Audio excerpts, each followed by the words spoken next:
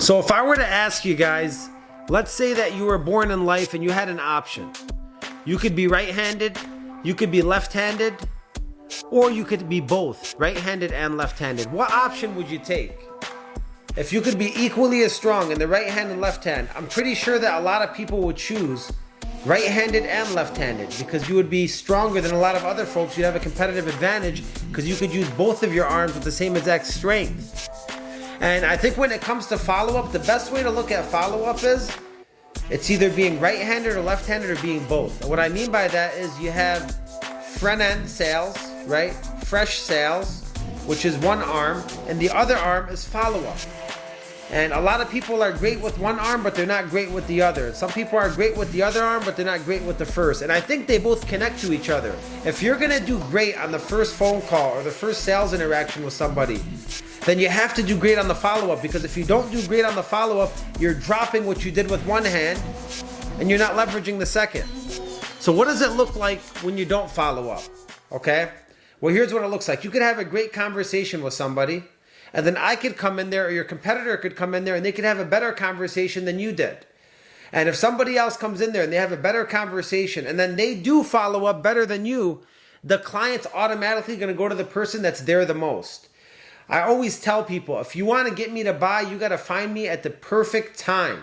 When I feel good, when I have the money in my pocket, whoever calls me then will get me to buy. There's been a lot of times where I haven't purchased something, not because I didn't like the person or I didn't like the product, it just wasn't the right time for me. Then there's been other times where the right person comes knocking on my door, says the right things, follows up with me enough, and gets me to buy. So if you don't follow up, really you're saying that I'm cutting off one of my arms in sales, I'm only going to use one arm to get my business, and I don't care about the other. And that's going to lose 50% of your business right there, because I'll tell you, the top salespeople right now are originating at least half of their business from follow-up. And when I say half of the business from follow-up, I don't mean day 1, day 2, day 3. I mean day 3 to day 14. That's a big bulk of business right there. Now, a lot of people, when I say follow-up, they think it's just like regular follow-up, candid plays. I'm talking about building a relationship through follow-up. I'm talking about being relentless through follow-up. I'm talking about following up so aggressively, with so much passion, that the client either tells you, look, if I do it, I'm going to do it with you, but I'm not going to do it right now. Please stop calling, but I promise you, when I do it, I'm going to do it with you. You've been there. You've proved yourself. I know you're on top of your game. Like, I think that's a compliment when I hear that from a client. Now, a lot of us start to think, well, what if the client thinks I'm annoying? What if they think this? What if they think that? Well, we're going to get to that, because they only think you're annoying if the relationship is not established. If there's a good relationship, there's a benefit in the product or service, they're most likely not going to think you're annoying. As a matter of fact, think of follow-up like a race, right? The first initial interaction or phone call with somebody, you're entering the race. But after you let go of them and you don't close the deal on that interaction or phone call, the race has just begun. Now it's you and every other single person that's going to either try to interact with them or is already interacting with them. And it's who could do the most things during this race that's going to win. Who could do the most things? Who could remove the most obstacles out of this race? Who could make it to the finish line first? Who could go through every single hurdle? Who could bubble up the pot more?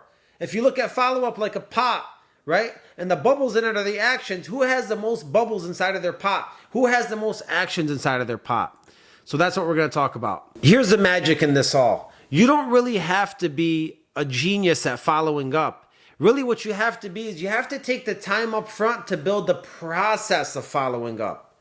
And this is why following up for me was easy for a long time, because I took the time. I took a whole weekend building templates and building plays and customizing my calendar. So that way I don't want to think about it anymore. I don't want to come into work and say, who do I follow up with today? Who's hot today? Who's cold today? Because all of that is using brain power. I always tell people, look, your willpower is the highest in the morning. So that means that you want to do your most important task first. Typically, your hardest task also should be first, because by the end of the day, it gets harder and harder to make good decisions. That's one piece of it. But the second piece of it is you want to save your willpower and save your brain power for decisions you don't have to make. So what that means, instead of thinking who my hot follow-ups are every single day, I would rather start a Microsoft Excel tracker that has hot clients, cold clients, warm clients, 1 month clients, 2 week clients, 3 month clients. and just keep adding to this tracker every single day, and then reminding myself when I have to hit this tab up and follow up with them. If you don't like trackers, same exact thing with your Manila folder. Put papers in one that says every single day. Make another folder that says every other day. Make another folder that says every single week. Make another folder that says bi-weekly. Make another folder that says monthly. And make another folder that says quarterly. Heck, even make another folder that says yearly. And if you had those 6 folders on your desk or in your file cabinet or somewhere in front of you, now you're building a process for follow. You're like, all right, now I know who I have to follow up with and when I have to follow up with them. I don't have to think about that anymore. Now I'm creating a process. So that's the first step. You want to create an organized manner of tracking your follow-ups. And I know all the professionals and the high-level people on this call are like, yeah, no shit. I do that. Of course, I know my top G's out there are doing this already.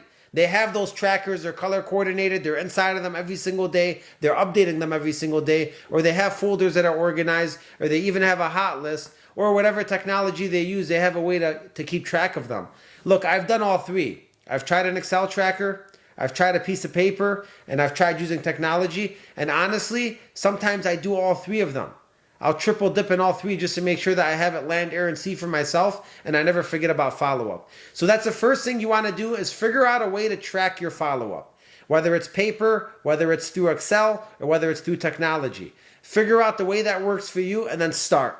Organize it by different categories of when you're going to follow up with them. Here's the second step. You create templates, okay? So instead of saying I have to follow up with a hot client, I create a template for a hot client. And Microsoft Outlook, I save that template, and then I create a folder called Hot Clients. Now, when I create this folder called Hot Clients, every single time I send an email, let's say I have somebody in my pipeline, their name is Zena, and Zena is a hot client for me. What I would do is I would email Zena, and let's say that I talked to her yesterday, I'm saving her some money, she has to think about it, whatever the case may be. When I email Zena, hey Zena, great talking to you, just to recap, here's what the most important things were to you and your family. Here's what your main concerns were. Here's why I told you those shouldn't be concerns. Here's the program I'm offering you, how much it's saving you, what it's going to do, and the documents I need below. But after I send that email, I go to my sent folder in Outlook, I grab it, and I drag it into my hot clients. Now what does that do? When I come in tomorrow, instead of thinking who my hot clients are, I go click on my hot clients folder, and I see every single email I've sent yesterday or last week or for the month of every single hot client I've sent it to. And now all I have to do is hit reply all on that email and say, hey Zena, just checking up on you. Did you get my email yet? Hey Zena, just gave you a call. Didn't hear back from you. What time are you free to talk to? So now instead of just calling these clients, I'm also going to my sent folder and I'm sending them emails. A lot of you guys been in my other trainings and I've showed you guys email that I've replied all on about 16 times and I got the response on the 17th time. Why is that? It's because people respect the persistence. People respect consistency. I'm not doing it to be annoying. The relationship's established in the beginning. So that's the first key.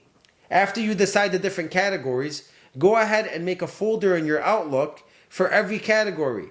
Hot clients, warm clients, cold clients, or you could call it everyday clients, every other day clients, every week clients, every month clients. Whatever name you want to give it, create a folder in Outlook for those.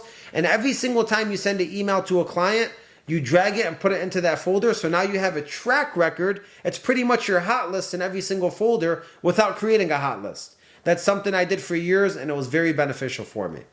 I hope you're enjoying the video. I wanted to remind you, we got Acez Academy community. Weekly sales calls every single week with different guests, including myself, teaching you topics you want to learn, along with sales, mindset, and leadership virtual training and consulting. Sign up in the link in the bio, and I hope you enjoy the rest of the video. The second thing is that same email I sent Zena, it has a format to it, right? The format was, hey Zena, icebreaker of what happened last. Then I tell her her main goals in her life for her and her family. Then I say what her concerns were and I squash them. Then I tell her the benefits and details of the program I'm doing for her. Then I tell her what's needed to move forward. And then I have my signature at the end. Well, that same exact format I'm going to use for everybody I talk to. Every single message I send is going to have an icebreaker. It's going to have the importance of the goals and the emotions. It's going to have the concerns that I squash. It's going to have the details of the program. It's going to have what I need. So now what I do is I save that email as a template in Outlook. and I make a template called everyday clients or hot clients or whatever you want to call it. So now what did I just do? I have a folder tracking all of these clients for myself, so I could, instead of looking for them, I'm just replying on them every single day and just gathering up the replies until I get an answer. And a lot of times we're going to go back and forth on that, and I just keep moving the reply to that folder. That's one. But two, the next hot client I get, instead of thinking, what do I email them? I just pull up that same exact template and I replace the name and I replace the importance of the goals and what goals they have. And I replace the concerns, replace the details, replace what is needed. But I have a template and an outline now of how I'm going to send every single follow-up email for this particular client.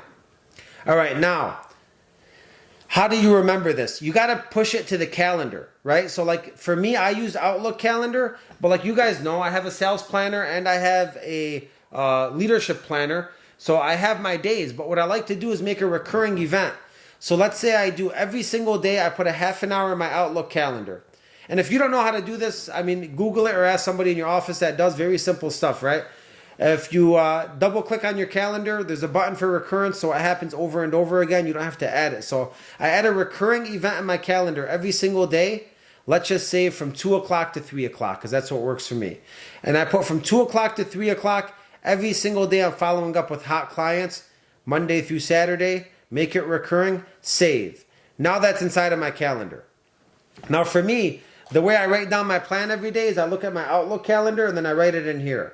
Now I'm doing it twice, I'm remembering it, it lets me put ideas down, and now I'm tracking it with a pen and paper, and I also have a pop-up that comes up on my computer. That's the reason I usually don't miss any appointments, because I'm on top of it twice. On my phone, on my book, and on my computer.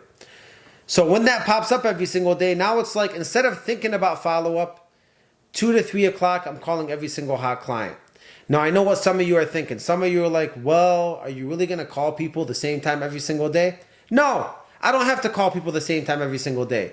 So maybe instead of doing that from 2 to 3 next week, I could double click on that event in my calendar, and then instead of making it from 2 to 3, I'll make it from 8 a.m. to 9 a.m. And next week I'll try doing it in the morning. And then maybe the week after that, I'll double click it, I'll change the times to 6 p.m. to 7 p.m. And I'll keep switching it up. It's whatever time works for you. I like to find a time that works and stick with it. But of course, you have your one-off clients that want to get followed up with at different times. That's going to be a special event in your calendar for them. But I'm saying just in general, a reminder every single day to follow up with your hot clients is very typical. But then it goes to your other clients as well.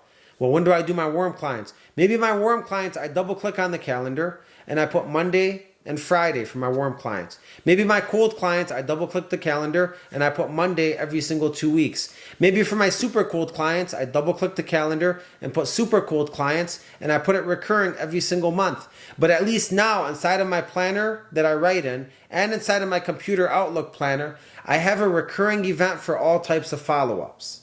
Now I just created a process that it doesn't matter what kind of client comes into me, it's going to either funnel to the hot, the warm, the cold, or the super cold, and it's going to go into my process where I'm following up with all of them, not with emotion or is this hot, this not hot. No, like it's going into my factory line process and they're all getting followed up with at the occurrence that I set them at. So I'd say that's how you start with organizing your follow-up. Hey, thanks so much for watching the video. I hope you enjoyed it. Wanted to remind you to like, subscribe, and share the channel with anyone you love. And we got 2 more videos for you that are both fire. This one or this one.